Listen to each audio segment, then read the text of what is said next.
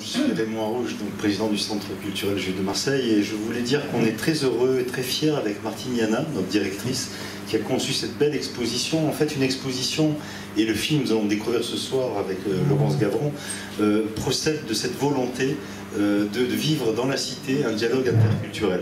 Et moi, je remercie, quand on a voulu venir à la rencontre de la communauté africaine, eh bien, Karim Higo, qui est ici là-bas, c'est un homme discret, mais il est au fond, on peut le remercier, parce que sans lui, on peut l'applaudir.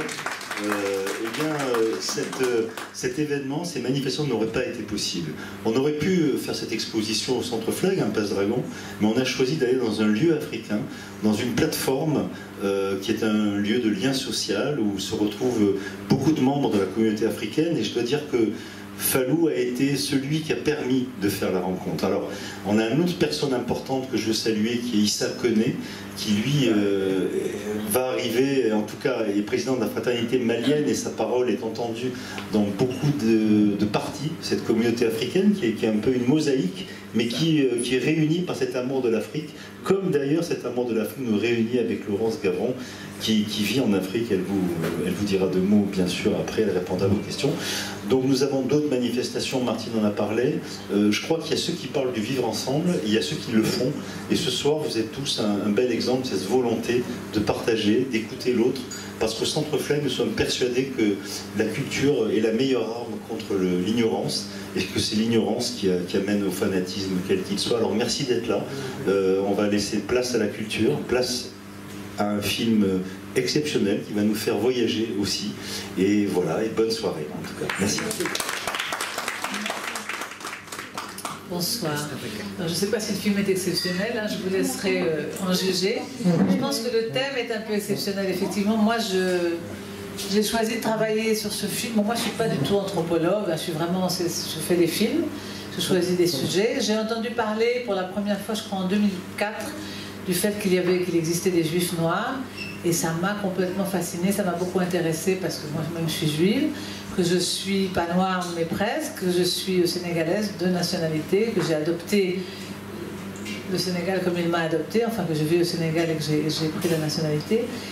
Et donc j'ai trouvé ça formidable, parce que je trouve ça toujours incroyable, comme ça, des rencontres de cultures, de peuples tellement a priori éloignés, différents, et que finalement, tout existe, ouais. Tous les mélanges, toutes les rencontres existent. Je ne veux pas trop vous dévoiler, parce que je préfère vous laisser la surprise que le film amène, je pense, parce que là, il ne s'agit pas vraiment de tribus ou d'ethnie, c'est pas du tout la même histoire qu'en Éthiopie. Voilà. Souvent, les gens viennent en pensant voir un film sur les juifs éthiopiens. Non, c'est pas ça. Aujourd'hui, il y a des communautés juives dans presque tous les pays d'Afrique noire, d'Afrique subsaharienne. C'est toujours des histoires différentes. Il y en a qui sont juifs depuis plus d'un siècle, il y en a qui sont juifs depuis 15 ans, depuis 60 ans. Il y en a la plupart se revendiquent comme ayant été juifs dans les temps anciens. Il n'y a pas de preuve si c'est vrai, si c'est pas vrai, selon les communautés. Et il y en a qui se réapproprient, ou qui s'auto-convertissent, qui se réapproprient cette religion. Voilà. Je ne sais pas si je peux meubler encore beaucoup. Je crois que les retardataires, maintenant, tant pis. Hein, qu'est-ce que tu en penses? On va passer, oui. Bon. On va y aller. Voilà, puis je suis là après si vous avez des questions, bien évidemment. Alors, ces Camerounais, comment dire, ils ne sont pas très connus, hein, ils sont peut-être une centaine. Moi, quand j'y suis allée, ils étaient entre 60 et 80, il y en a peut-être un peu plus, mais c'est très anecdotique, évidemment. Mais alors, quand j'étais avec eux à Yaoundé, par exemple, de temps en temps, je me baladais avec eux dans la rue, ou j'allais faire des courses, ou je ne sais pas, on était allé un jour, je crois, à la banque avec un d'entre eux, avec Aaron, et il avait sa kippa, et au guichet, il y a une femme qui lui dit « Ah, mais vous c'est quoi votre truc là? J'en ai vu des gens comme vous à la télé, pourquoi vous n'avez pas un grand chapeau noir ?» et tout. Enfin, il y a une curiosité qui n'est pas du tout, qui est plutôt bienveillante, enfin... Je crois que les gens ne les connaissent pas, hein, ils ne savent pas ce que c'est, ils se promènent dans la rue avec leur kippa, leur tzitzit et tout ça, leur kipote. Mais voilà, après, moi-même, je les ai trouvés très courageux, parce que c'est quand même un pays où il y a Boko Haram, mais pas très loin, où il y a des choses comme ça, Mais, bon, comme vous avez pu le sentir, je crois, ils sont prêts à tout, hein, je veux dire, ils sont totalement très radicaux, ils y croient dur comme fer, et il n'y a aucun obstacle ne pourrait les arrêter. Alors, il a été tourné en... Attendez, je ne veux pas dire de bêtises, il a été tourné en 2015. Ou en 2014. non, en 2015. Enfin, il y a quelques images, des images de la fin, qui ont été tournées avant, qui ont été tournées la première fois que j'y suis allée en 2013, à la fête de Pourim. C'est pour ça qu'ils sont très gais et tout ça à la fin quand ils chantent. Tout le reste a été tourné en 2015, oui. Vous êtes allé aux États-Unis pour rencontrer le rabbin dans la communauté africaine. Oui. Alors juste pour la petite histoire, c'est le cousin de Michelle Obama. Oui. Ah, vous savez? Oui, je le savais. Oui, là, je crois que pendant la campagne présidentielle, ils avaient mis ça très en avant, mon cousin le rabbin et tout. Et dans le bureau je n'ai pas voulu le mettre dans le film parce que je trouvais que ça n'avait rien à voir, mais il y a une photo évidemment de Michel et Barak. Ce qui m'a un petit peu interpellée dans la synagogue, c'est le fait qu'il y ait des tam-tams en fait sur le... Oui, bien sûr. Voilà, donc, mais dans le bon sens. C'est-à-dire cette joie de pouvoir adapter la musique à la liturgie. Oui, moi je ne suis pas très religieuse, donc je ne peux pas remarquer vraiment les différences. Je sais qu'il n'y a pas de tam-tam en France, ça j'ai remarqué, mais je pense que ce soit au Cameroun ou à Chicago, ils ont leur propre façon aussi de faire les choses, ça ne doit pas être complètement... Oui, mais moi ça ne me choque pas parce que finalement, quand on voit les communautés séfarades d'origine irakienne, perse, etc., chacun a ses particularismes. Donc, je veux dire, nous les Ashkénazes, on ne détient pas le monopole, je veux dire, il y en a plusieurs. Encore que... Non. Ce que je veux dire par là, c'est que la façon de placer, disons, la liturgie dans la synagogue, elle n'est pas... voilà, elle peut être de 1000 façons. Bien sûr. Alors, je suis désolée, il y avait un petit problème, le film, il était un peu mal cadré. Voilà. Auparavant, et qu'ils adhéraient à autre chose. Or, dans la société d'aujourd'hui, où on est dans une société de consommation, on consomme tout, et avec Internet, on choisit. Et donc, je me suis un petit peu interrogée. J'ai été beaucoup plus convaincue, disons, avec les USA, avec le témoignage de son cousin Obama, que je trouvais beaucoup plus intéressant, parce que pas par opposition, mais comme une suite, d'autant plus que le christianisme n'est pas opposé au judaïsme, c'est une suite, donc ça n'a pas de raison d'être. Il y avait des choses qui m'ont interpellée. Moi, je suis d'origine de confession catholique, chrétienne, et j'ai 2 petits-fils juifs, parce que de mère juive. Donc je m'intéresse encore plus à la religion juive. Ma mère a été en Israël, et je me souviens de ce qu'elle disait. Elle disait, on la prenait pour une juive, et elle disait qu'elle était frappée par des couleurs différentes, par des personnes qui avaient des teintes différentes, et parfois elle était beaucoup plus claire qu'eux. Donc, le fait d'être juif noir, ça m'interroge par rapport à la terminologie, plus que, et j'aurais aimé aussi avoir des renseignements sur ce qu'ils ont abandonné de la culture africaine, non pas de la religion catholique, mais de la culture africaine. Parce qu'on sait très bien que la religion catholique a toujours du mal à s'implanter, parce qu'il y a une culture africaine qui est très prédominante et qui ne s'en va pas comme ça. En Amérique du Sud, c'est pareil. La religion catholique c'est implanté, mais la culture de base est restée. Et ce qui est abandonné, ou ce qui va avec, et ce qui ne va pas avec la religion juive. Ça m'aurait intéressé d'avoir un petit peu plus de renseignements. Ah oui, ça, voilà. Donc la curiosité pour moi et vraiment des interrogations. Vous savez, je pense qu'ils vont, comme ils le disent eux-mêmes, ils vont en faire un judaïsme africain. Je veux dire, je ne pense pas qu'ils abandonnent. Il y a juste une petite histoire que je vais vous raconter, une blague qu'on raconte. On dit au Sénégal, il y a 95% de musulmans, au Sénégal où j'habite, 5% de catholiques et 100% d'animistes. Donc c'est pour vous dire que ça reste. Et heureusement quand même que les choses ne sont pas importées, existent aussi encore. Voilà, mais merci de votre témoignage. Content de dire au prof, hein? En plus c'est pas Wolof. Ah, ça c'est bon ça. Hein? Alors maintenant nous allons passer à la musique. On va réconcilier, comme on dit tous les mars, voilà, avec Omar Kouyaté. Alors Omar Kouyaté, pour vous dire, Je vais juste l'annoncer un peu et après il vous parlera lui-même. Omar Kouyaté est le fils d'un grand guitariste guinéen qui s'appelle Sékou Kora Kouyaté. Sékou Kora Kouyaté, qui a joué et accompagné Myriam Makeba lorsqu'elle a quitté l'apartheid pour venir s'installer en Guinée. Voilà. Donc Omar a grandi avec son père qui répétait avec Makeba, etc., etc. Donc c'est pour ça qu'on a voulu que Omar soit là ce soir pour nous interpréter les épopées mandingues. Parce qu'à cette époque, encore en Afrique, on n'est pas si vieux que ça, c'était dans les années 70. Il y avait quelques présidents comme Senghor, Sékou Touré, qui ont voulu unifier une culture Afrique de l'Ouest, africaine.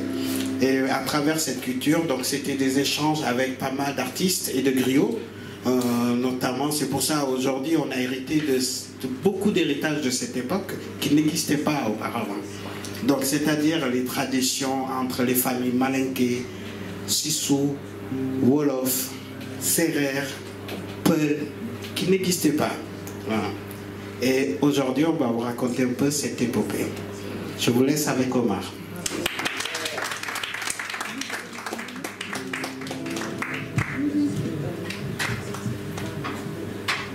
Merci Fallou.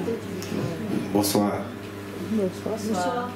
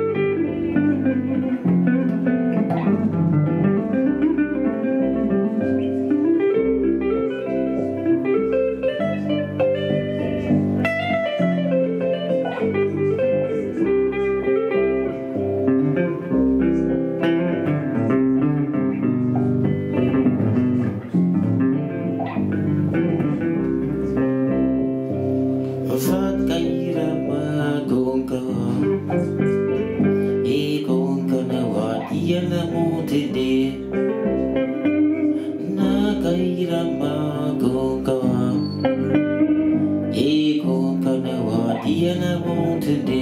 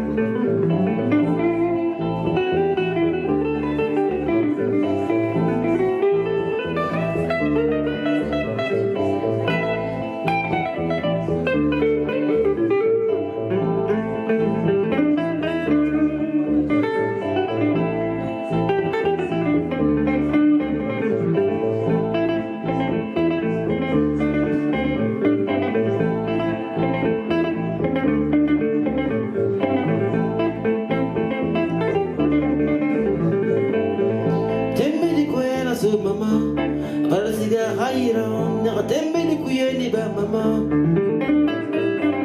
nakatembe ni kwena so mama abara siga raira tembe ni kuyeni ba mama wole fala fe una luna na fiya una luna fulanga fiya una luna wole fala fe una luna na fiya una luna Americana fe una luna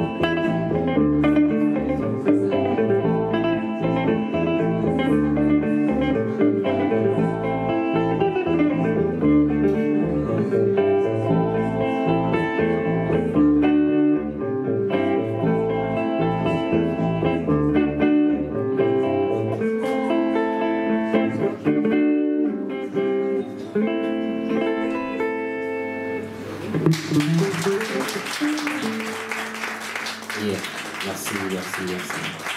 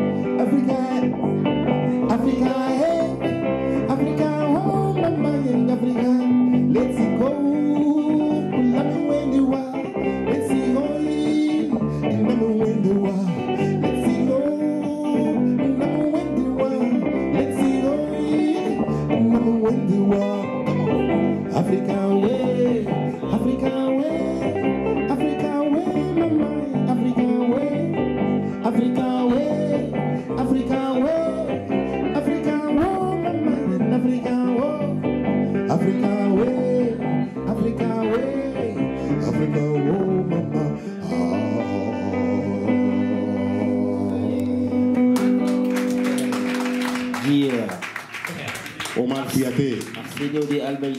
Merci beaucoup.